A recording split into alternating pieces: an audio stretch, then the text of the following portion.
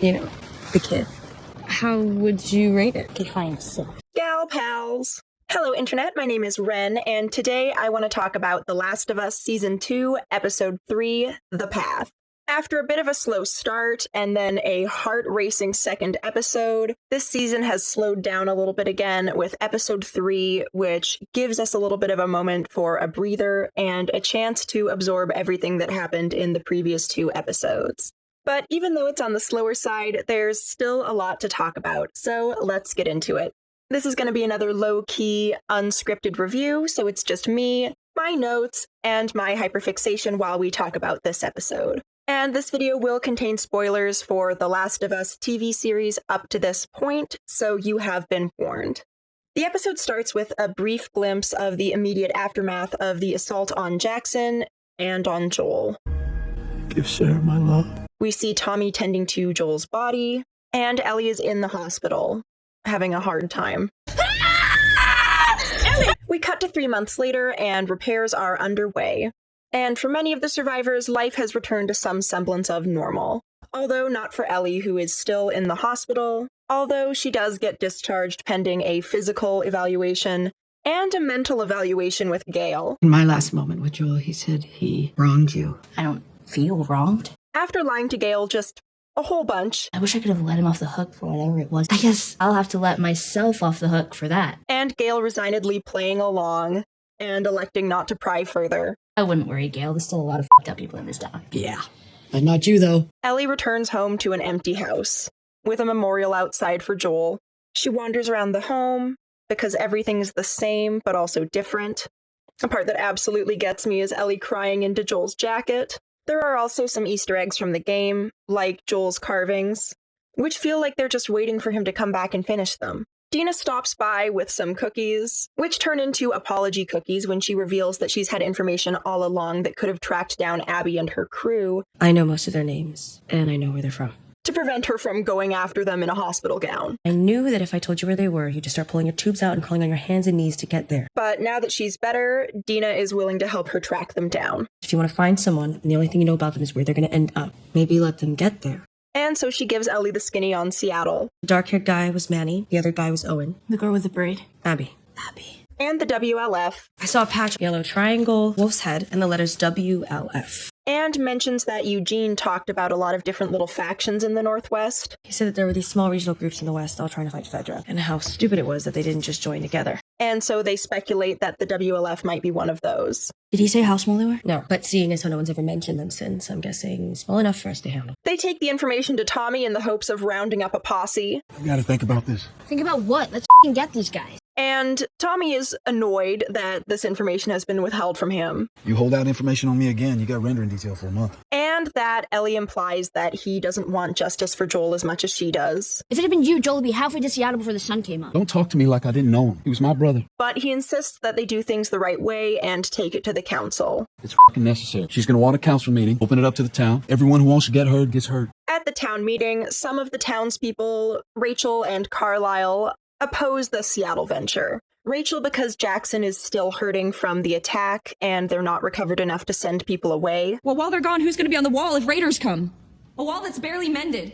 And Carlisle for the reason that he believes they should show mercy to the people who killed Joel. That's what separates us from the raiders and the murderers, our capacity for mercy. And when Seth points out that not everyone deserves mercy, Those sons of bitches don't deserve our mercy. Carlisle shoots back. Well, of course they don't deserve it. That's what makes it mercy. In response, Seth gives a surprisingly impassioned speech They came into our house. They took one of ours. about the need for retribution to avoid these people coming back. My God, somebody shoots your brother. You want to take the locks off your doors? Grow up! And Ellie also gives a speech, which she has written down and prepared. I know what I'm asking is a lot. I'm asking us to risk more people and resources, and at the worst possible time. That frames her desire to go to Seattle as seeking justice rather than revenge. It's not because I want revenge. What I want is what you used to give people. I want justice. And I particularly like the way that she talks about how justice is what separates them from being strangers to each other. The idea that there are consequences if anyone among them are harmed. People who won't lift a finger if something bad happens to me or you. We have a word for these people. They're called strangers. But the people against the venture have also made some compelling points. and the council votes against them 8-3. The vote is 8-3. The proposal is rejected. I do think the 3 yes votes are, of course, Maria, Tommy, and Jesse, but we'll probably never know. A furious Ellie storms off, and a beleaguered Tommy finds Gail at a kids' t-ball game. Another nice little slice of normal. And they chat for a bit. They talk about Ellie. I'm nervous she's gonna do something stupid. And Tommy worries about the path that she's on, and that it's partially due to Joel's guidance. I just don't want her to go down the same paths that Joel did. And he specifically worries about all of the justifications that Joel made for actions that were ultimately just lashing out. Coming up with justifications and such. All he was really doing was lashing out. And Gail insists that she's on a path that she was always going to be on. It's sort of a nature versus nurture argument, and she is strongly in favor of nature. Turns out nurture can only do this much. The rest is nature. If she's on a path, it's not one that Joel put her on. She also brands Ellie a liar. What, you didn't believe her speech? Did you? Of course not. She's a liar. Rather than just a person who lies, because there's a distinction. Well, there's a difference between lying and being a liar. Oh, I know. And that one? Liar. And while Gail acknowledges Tommy's concerns, she also warns him that there's a chance that Ellie can't be saved. Get it. You inherited her. And you want to keep her out of trouble. Some people just can't be saved. And that's really interesting, because that's the same thing that we heard Jesse say in reference to Eugene. What are you gonna do? Couldn't be saved. And I really hope that she's wrong. They also talk about how Gail is the only therapist dealing with a deluge of trauma from all of the victims of the New Year's Day attack. She's probably been extra busy these last few weeks. Brutal. And typically, in a situation like this, the therapist would have another therapist that they can unload onto. And I'm supposed to see a shrink myself in order to process it all. I'm the only one here. But since she doesn't have that, she copes with other methods. Oh, well, I'm an alcoholic. And I smoke as much weed as I can. That evening, Ellie prepares for her solo revenge mission, since she's certainly not going to let the council stop her, when Dina intervenes. Thank goodness. What's your plan? Go to Seattle and kill Abby. What route? Northwest? Because Ellie is disorganized as shit. She has inadequate supplies, And is that all guns? Or do you have medical supplies in there? and a questionable route, Better not land weird on an ankle or get a fever on your well-charted path northwest. but Dina has a map. And I do want to note that while she's pointing out the route to Seattle, she pronounces Snoqualmie correctly. Once we're out, we'll follow the Snake River Canyon, then break off through the Snoqualmie Pass. And I just like that. Dina also has a list of supplies Provisions. Travel light but smart. and a guide to get them anything that they're missing. Questions? Yeah, one. How the f are we gonna get all of this? I know, guy. She also insists that Ellie swap out her loyal Chucks for some boots. Boots. Love the Converse. Respect your consistency, but you're not crossing open country in fucking Chucks. That night, they meet up by the gate, and it turns out that Dina's guy is Seth. He trades Ellie for a nicer rifle and gives them a number of other useful supplies. Saddlebags are filled with stuff I had squirreled away. 2 weeks worth of hardtack, bandages, alcohol, meds. And when he offers his hand to Ellie, she shakes it. And there seems to be some kind of understanding between them. And hopefully Seth the homophobe is now Seth the former homophobe. They stop by Joel's grave, and Ellie leaves some coffee beans in a little reference to their joking conversation about coffee in season 1. Oh, what the fuck is that? You don't like coffee? And then they're on their way to Seattle. And I looked this up out of curiosity and found that I was not the only person to look it up. But typically, a journey on horseback from Jackson, Wyoming to Seattle would take about 20-ish days, and perhaps longer considering how overloaded the horse is with both of them and all their gear. But we basically get a series of quick dissolves and one night in a tent. Although the entire time I was worried that an infected would show up, drawn to the light or something, but it's uneventful. I actually think we don't see a zombie the entire episode, or if we do, it's not major. And then they're pretty much to Seattle. Fucking Seattle. Pretty. That said, I'm also really excited to see more of post-apocalypse Seattle, and I can't wait to get to know more of the local factions. Earlier in the episode, we also get a shot of the Seraphites in the woods. They are an anti-technology cult that, at least in the game, formed in the Lower Queen Anne neighborhood of Seattle, so former rich people, maybe? And they worship a woman called the Prophet, who is now deceased. Follow her words, we obey her teachings, and we keep ourselves safe. They are fleeing some kind of war between the various factions in Seattle, but unfortunately it seems that someone is on their tail. Demons? And later, Ellie and Dina find that the entire crew of them have been slaughtered. One of them has been shot in the back while running away, so it looks like a massacre. But when Dina and Ellie arrive in Seattle, they admire the skyline and appreciate that no one's shooting at them. And again, speculate that maybe there aren't that many wolves after all. Guess there aren't that many wolves. There's about to be a whole lot less. And we immediately find out that they are wrong about that. And that's where the episode ends. Overall, while in the grand scheme of the series, this isn't going to be an episode that anyone probably points to as their favorite episode or one that really stands out, I kind of liked this episode. As you might know from my previous video essay on The Last of Us, I'm a fan of a filler episode, and in some ways that almost feels like that's kind of what this is.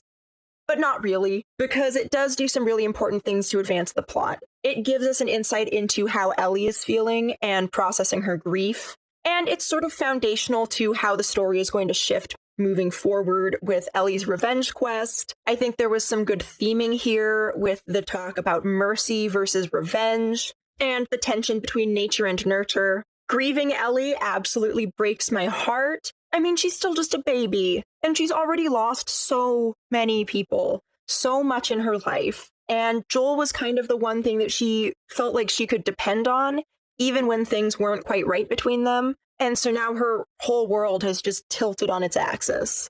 The stuff with Gale was great. And again, we get a little bit more theming with the idea of justifying violence and lashing out at people because you don't have a healthier outlet for your emotions. If she's on a path, it's not one that Joel put her on. They were walking side by side from the very start.